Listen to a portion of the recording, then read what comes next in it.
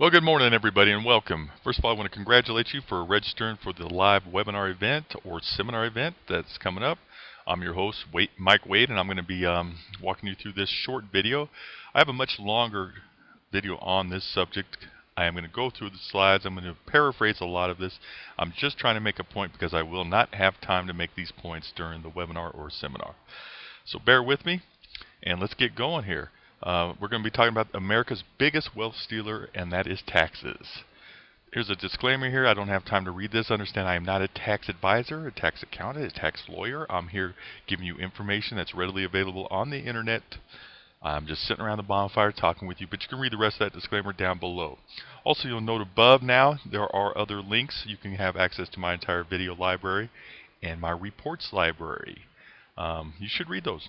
Some good stuff in there. I'd especially recommend Home Equity Trap and Home Equity Trap Part 2. So let's do it I want to do a quick rant here, get it off my chest. It's estimated that only 53% of Americans pay any income tax at all. That leaves 47% that we're carrying the load for. Now this 47% obviously includes most seniors and children, but I'd still say that about 25 to 30% of working adults are not paying anything. Yet they're still allowed to vote. My own personal opinion is you should only be allowed to vote if you're paying income taxes, but that's a different topic. Now, this rhetoric's dished out by politicians all over the place because that's what Americans think they want to hear. They want to hear about income taxes. And it's just rhetoric. Because, folks, you're paying a lot less in income taxes than you think. And I'm going to prove it to you here. Alright? Also, it's important to note that poor people will always pay more taxes as a percentage of their income than rich people, regardless of what these great politicians tell you. For example, if I earn $100,000 a year and you earn $30,000 a year, we both have to pay the same dollar to get through a toll on the roads, and that dollar is a lot more of your income than it is of mine. Same with parking meters, registrations, go on and on and on. Poor people will always pay more in taxes than rich people as a percentage of their income. Get over it. It's the way it's going to be forever. All right? That's my quick rant. Here's a quick note, some rates that you might be familiar with, maybe not. Here's some average rates. Federal personal income tax, 17%. State and local income tax, 10.1%. This is back between 2009 and 2011. Again, these are averages. Sales tax, 9.7%. Social Security and Medicaid, 7.65%. That's up. Property tax, 2.5%. Fuel and gasoline tax, 0.5%. And other, 5%. Total tax percentages paid by the above average U.S. citizen in 2005 was about 54.4% of their income. See, and all you're concerned about is income taxes, but that was only 17%. Where'd that other big chunk of money go? In 2009, it was estimated at 57.7%. Now, there's different studies out there, and I'm not a big fan of statistics as it is because, you can manipulate statistics to say whatever it is you're trying to say. I'm a big common sense guy. And I'm big on numbers because numbers are the universal language. It's hard to manipulate them. But anyway, Tax Foundation numbers are closer to 30% for the actual average citizen. What does it matter? 30%, 57%? Well, it matters a lot. But either way, it's a lot of money. But think about this. The majority of what you pay is excise taxes, not personal income taxes. You're paying taxes on CDL license, cigarette tax, dog license tax, gasoline tax, hunting license tax, vehicle sales tax, septic permit tax, Medicare tax, property tax, road usage taxes, telephone minimum usage surcharge tax, telephone recurring and non-recurring charges tax, toll bridge taxes, registration tax, utility taxes. They go on. And they're called excise taxes because you have the right to exercise. You can exercise the right whether you want to pay those taxes or not. For example, if you decide not to drive, you're not going to pay tax on fuel. You're not going to pay a registration tax on your plates. You're not going to pay toll taxes or drawbridge taxes or sales tax on that car. So you can opt out of paying those taxes, but it's kind of hard to get around without driving. You'll end up paying taxes in the form of public transportation. You're going to pay your taxes, folks. Okay? Here's a great example, DUIs. All these advocacy groups to get rid of DUIs and how harmful it is. It's so much money to the governments, the counties, the cities, the states, the feds, that there's no way that they're going to do away with DUIs. It's easy to do. There's technology today. You can put your finger on a pad that can tell whether you have booze in your system or not. All they got to do is connect that to your ignition system. If you have booze in your system, the car won't start. Easy, cheap technology that can stop most DUIs across the country, but yet they won't do it because there's too much money involved. I'm sorry I'm choosing DUIs. I'm not an advocate of DUIs. I'm just saying there's too much money. The government tends to do things that are right for the government, not the average citizen. Here's a graph that shows this black line shows what percentage average Americans pay of their total income going back to 1913 in taxes combined. You can see it was as low as 5%, and today we're up in that over 30% range, and depending on what study you look at, it could be as high as 50%. Again, stats, stats, stats. But all you're focused on is income taxes. Now, before we get into taxes, I want to talk to you about the magic of compound interest. Now, you've probably seen this before, but I was doing this back 25 years ago when no one's even seen this. But which would you take, $100,000 today or a penny today that is doubled every day for 30 days? In other words, a penny on the second day would double to 2 pennies, then would double again to 4 pennies, then double again to 8 pennies for 30 days. Well, let's take a look at that. On the first day, it's a penny. On the fourth day, it's 8 cents. On the 20th day, it's worth $5,242.88. If you've never seen this before, then you're about to get shocked, because on the 30th day, it grows to $5.3 million. What you just saw there was getting 100% returns and not being taxed on your returns. If you're taxed as earned, it changes the whole scenario. Let's take a look at that. If you had a penny and you're in the 30% tax bracket, income tax bracket, and it doubled, you wouldn't get a full penny doubled on it on the first day. In other words, it'd be worth 0.017 on day 2. I hope you follow me. Again, this is not important. I'm just trying to make a point, give you a bird's eye view. Bottom line is, after 30 days, if the interest you earn is taxed as earned, it only grows to $48,196.79. Now imagine that. If we deferred the taxes and it compounded, it grew to $5.3 million. So which is better? Having your money in a taxed as earned environment or a tax deferred environment? Well, the answer is obvious. Tax-free environment. We'll get to that in a moment. But if you have your choices, always defer taxes on the growth of the money you're earning in your savings or investments. Now, common sense tells us to minimize or eliminate taxes and play the government's game. The problem is your 401k and IRAs or other qualified plans, 403bs, are ticking tax bombs just waiting to explode. Now, I want to ask you a question. In the future, do you believe taxes will be lower, about the same, or higher? Now, obviously, when I ask this in my live seminars, everyone says higher, higher, higher. And, all these doom and gloomers are telling you about, where the government's heading. They got to tax more, got to tax more. I personally think they're going to be about the same, because they'll get us in excise taxes. But I think it's a pretty good bet they're not going to be lower. That being said, if there's uncertainty to where taxes will be in the future, if we don't know what taxes are going to do, wouldn't it be better just to eliminate taxes from our retirement altogether? Absolutely. If we don't know what taxes are going to be, let's just get them out of the picture. Let's don't worry about them. The problem with investment advisors, financial planners, insurance brokers, all these people that come to you try to sell their products to you is they use taxes as a ploy to get you to buy the product they're pitching. They'll use things like 25. You're going to be in the 25% tax rate. You're going to be in 30% tax rate. Rates are going to be so much higher in the future. You need to buy this, this, this, this. You need to do a 401k so you can take tax deductions today. You need to do an IRA so you can take tax deductions. Your accountant will tell you that. It's all baloney. Baloney. Then these advisors will come out and say, you'll probably be in a lower tax bracket in retirement. Well, look, folks. If you have a certain standard of living today, wouldn't you like to have the same standard of living in retirement or better? Of course you would. And if you have the same standard of living or better in retirement, don't you need about the same money? And if you're taking in the same money, aren't you going to be in the same tax bracket? Well, of course, in most cases.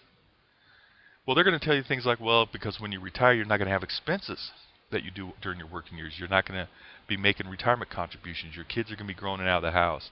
Your house is probably going to be paid for. You don't have to pay to go to work. You don't have to buy clothes to go to work. So all these deductions, all these savings are going to mean you don't need as much money. I got news for you, folks. Old expenses are replaced with new expenses. For example, medical and prescription costs. My parents, 71 and 75 respectively, pay over $1,000 a month just in medical bills. And they're on Medicare. And it's getting worse for them, obviously. You may have to senior-proof your home. One of the biggest, hottest markets today is walk-in tubs. The jacuzzi sells for $14,000 installed. You know, when we were raising kids, we had to child-proof our homes. As we get older, because we're living longer, we have to senior-proof our home. Right? Not to mention you want to have a golden retirement. All those things you dreamed of, traveling, playing more golf, all these, spoiling the grandchildren, all that takes money. And a lot of it. On top of that, a lot more kids are moving back in with their parents because of our economy. Then we have to deal with inflation. If you're making $100,000 today and you plan on retiring in 20 years, $100,000 is going to be more like $50,000. We talked about tax rates. We have no idea where they're going to go. In fact, studies show that retirees actually spend more money in their retirement years than their working years. You know one of the advantages of working? If you're working and making $30 an hour, while you're working, you can't spend money. Now, you got rid of the kids, you got rid of the house, you got rid of those contributions to retirement, so you just got rid of all your tax deductions. You no longer can take your dependent tax deduction, your mortgage deduction, interest rate deduction, or your contribution deduction. So now your tax rate's going to be higher. And on top of that, for the few of you, and I do say few of you, after you guys come to my webinar, it'll be all of you, but for the few of you that do have a lot of money saved for retirement, you're going to be forced to take out money by the age of 70 and a half, which starts driving your tax bracket up higher, whether or not you need the money. So, I have this thing called the theory of two theories. For every theory, there's an exact opposite theory. My theory is you're going to need the same money. I think if I were you, if you're a betting person, hey, I would go with that. Now, the problem with these 401k and other qualified plans, they're called qualified plans because they qualify for tax disadvantages. Most people say advantages. The only advantage is your money can grow inside of them tax deferred. And we've already determined that we want your money to grow tax deferred. And then these advisors will come along and say, take advantage of the tax deductions. You need more deductions. You need more deductions. That's the same as a clerk coming up to you and you're buying some seed. You're a farmer. You're buying some seed. And the clerk says, you have your option. You can pay tax now on the seed and don't pay taxes when you harvest the crop. Or you can skip taxes now and pay taxes when you do harvest. Well, anyone with common sense would say, I'm going to pay taxes now on the seeds. Say a bag of seeds, the seed you needs $1,000. Pay tax on that because you plan on your harvest being $100,000. Well, most people are doing it just the opposite. They're taking tax deductions now so they can pay a huge tax bill in the future. Let's say you're making a contribution of $6,000 a year, and I pulled the same old financial advisor thing, and I said you're in the 33% tax bracket, which you'll see I debunk that in a moment. So you're saving $2,000 a year in taxes. And let's say you save for 35 years. You have saved a total of $70,000 in taxes. Well, now comes time to take that money out. If you're putting $6,000 a year in and you're earning 7.5% every single year, it'll grow to $1 million, which, by the way, none of you will do that. None of you currently doing a typical IRA or a 401k or a 403b will ever do that. Your returns are closer to 2 to 2.5%. Sorry, you'll learn that on the webinar. But anyway, it would grow to $1 million. So you decide you don't know when you're going to die, so you don't want to reduce any of your principal, so you'll just take out the interest. So every year you're going to make a withdrawal of $75,000. Now this is 35 years down the road. Inflation's eating that up quite a bit, so that's going to feel more like half of that. But the bottom line is, you pull out $75,000, you're still in the 33% tax bracket, lo and behold. So you pay $25,000 in taxes, you net $50,000.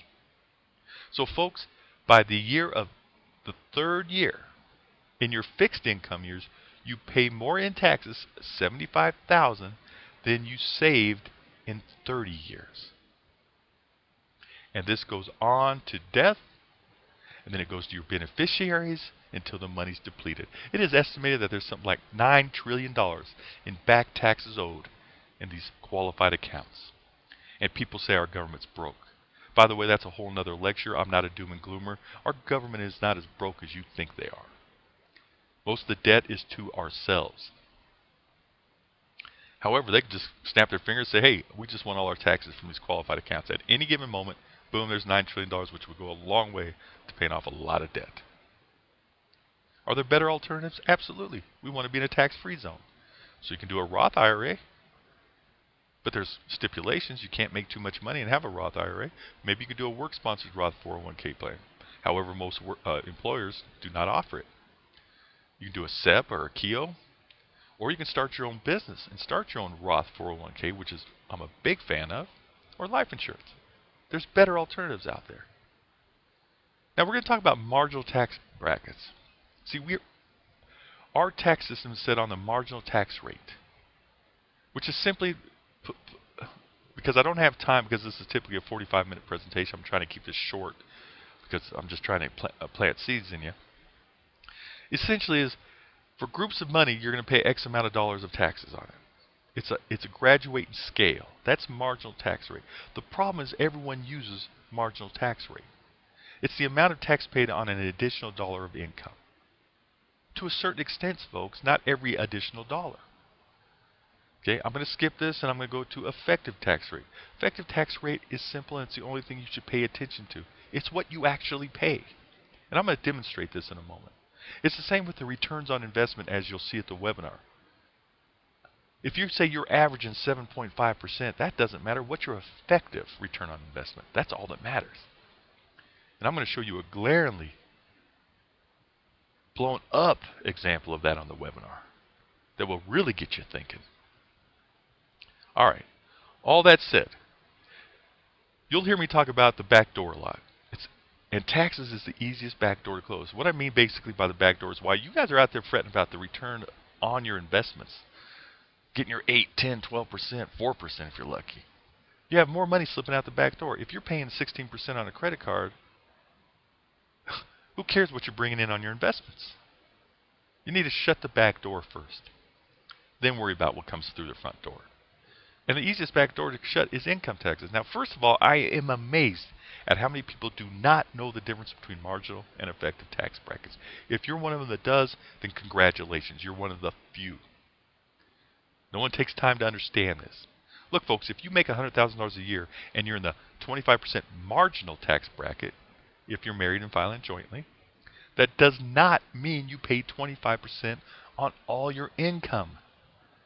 You pay 10% on the first $17,400 you earn, and then it graduates up from there. And again, I'm going to show you an example in a moment.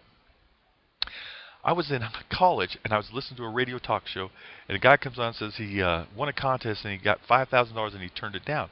The radio host says, well, why'd you do that? He goes, because it jumped me in a higher tax bracket. Now, I'm in college, and I started rolling on the floor laughing. What an idiot. Because all it did was put the $5,000 into the higher tax bracket, not all his income. And you'll understand that in a moment. And secondly, folks, it's always better to have a higher tax bill than to have losses that you can take a tax deduction. Would you rather pay 30% on a gain of $100,000 or save $30,000 on a $100,000 loss? In other words, would you rather have $70,000 gain or $70,000 loss? Again, when I was a kid, I'd hear people say, well, he bought that business because it's losing money and it's a tax deduction. Nobody, folks, nobody buys a business to lose money. Nobody. Always take the money. And finally, owning your own business will save you a ton in your tax bill, as you'll see in a moment. And we're going to show you how shutting this back door can help you. See, I'm a big advocate of owning your own business. I don't care if you make $1 in profit. In fact, network marketing is fine if that's what you're into. Any home-based business will do. I don't care if you make $1 in profit, because the tax advantages, the tax savings are phenomenal. And it's the back door you can close the easiest. Now I'm going to take you to a spreadsheet to really lay this out for you. So hold on one second. Bear with me. Alright, hopefully you can see this screen. What you're seeing up here on top is the marginal tax rates for 2012, which I believe are the same for 2013. On your first $17,400 of income, you're charged 10% if you're married, filing jointly. If you're single, that's the right-hand column. I'm going to stick to the married couple. On your next $17,400 to $70,700, you're charged 15% of that money. You're still only charged 10% of the first $17,400. That's a marginal graduating tax scale. All right. Now let's say you're in a state that charges income taxes at 6% and wage taxes are 7.65%. Here's where I'm going to blow all those planners out in a moment. All right, so let's start earning some money. Now, first of all, standard married filing jointly deduction. Your standard deduction is $11,900, and for each dependent child, you can deduct $3,800. So let's say you have 2 children, which means you can deduct $7,600. Hold on one moment. I got to get this back to where I want it. And you get your standard deduction of you and your wife for $11,900. Now let's put some income in here.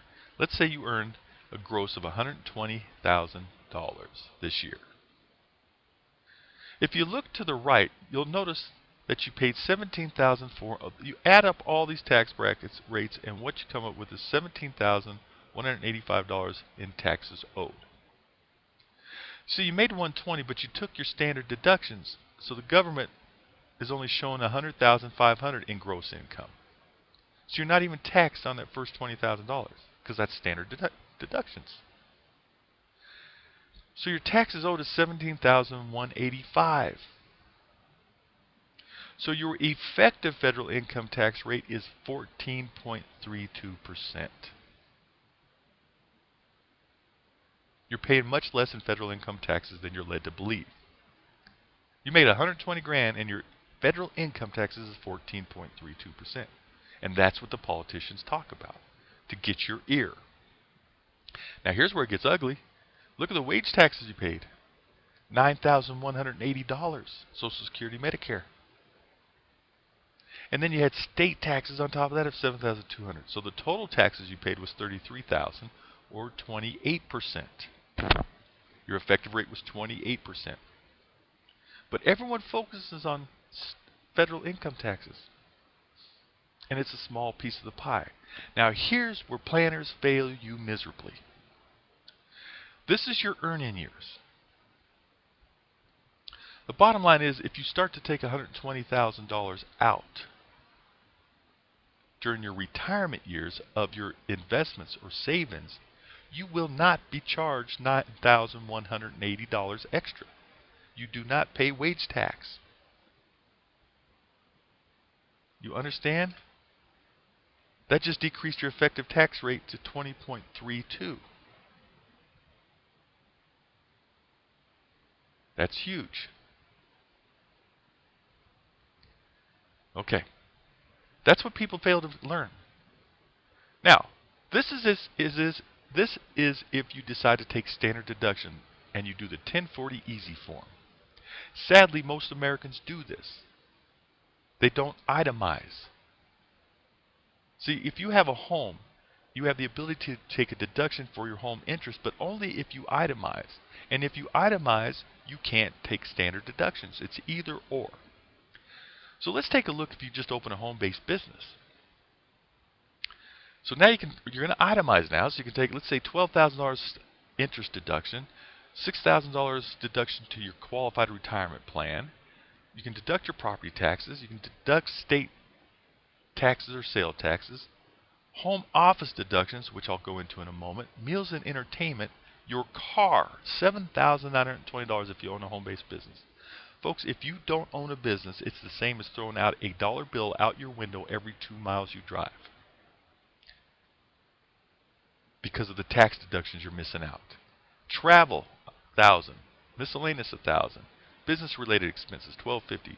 Child wages, if you own a home-based business, you can put your children to work, and instead of giving them allowance, pay them. Pay them. And let them go out and buy the things they want. Not only are you teaching them great lessons in life, but you're getting a tax deduction. Now, I just made up these numbers arbitrarily, folks. This changes for everybody. For instance, down here, here's how I came up with the home office deductions. I figured you had a 2,000 square foot home, you dedicated a 10 by 20 room, or 200 square feet of it to your home office.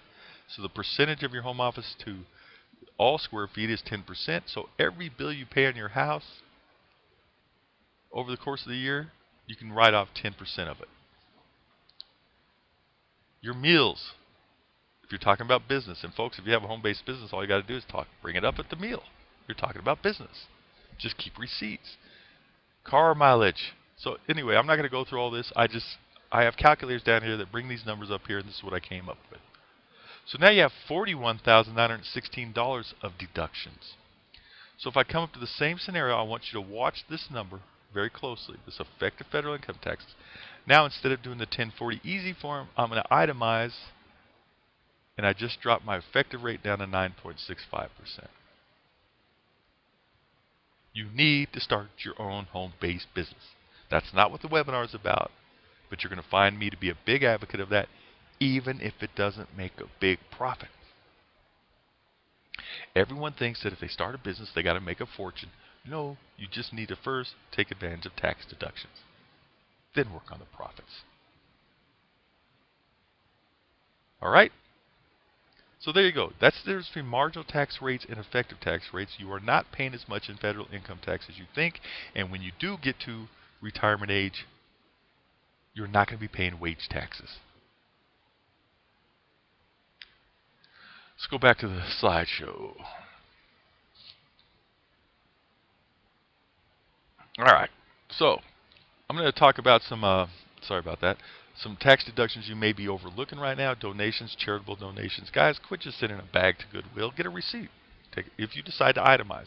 The bottom line is, to decide whether to itemize or to take standard deductions, you just come up with, well, what number is bigger? If your standard deductions are bigger than your itemized deductions, you take the standard deductions. But if you own a home-based business, I guarantee you your itemized deductions will always be higher. All right? So these are deductions you can take if you itemize. Donations. Eco-friendly tax credits, folks. This depends on the state you're in. For instance, if you install some Energy Star products in your home, you can get a tax credit. And it's all determined on charts and all that. Folks, you can find all this stuff on the internet. But a tax credit is better than a tax deduction because it's a dollar for dollar reduction. So if they say, if you put in an Energy Star refrigerator that costs $2,000, you can get a $500 tax credit. That's $500 right off your tax bill. And you'll save money on utilities, in theory. Homeowners tax deductions and credits, typically for first-time home buyers.